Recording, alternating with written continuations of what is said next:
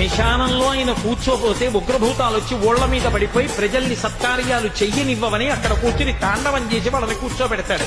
పార్వతీదేవి అడిగింది మహాభారతం అనుశాసనిక పర్వంలో,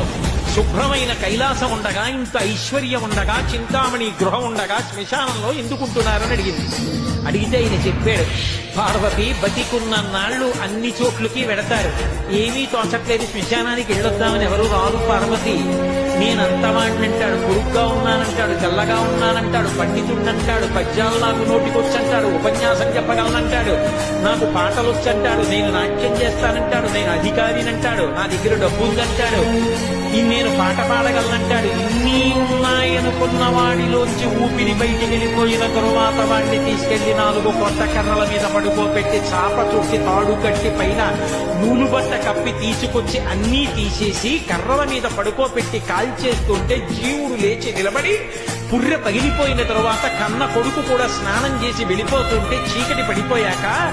అయ్య బాబోయ్ చుట్టూ ఉగ్రభూతాలు, నా వాళ్ళన్న వాళ్ళు లేరు, వీళ్ళని నమ్ముకున్నాను, ఒక్కడు లేడని ఏడుస్తుంటే నేనున్నానురా అని చెప్పడానికి నేను కూడా లేకపోతే చచ్చిన వాడు 1000 మాటలు చచ్చిపోతారని అక్కడ ఉన్నాను పార్వతి, నా కర్మకాలక్కడైనా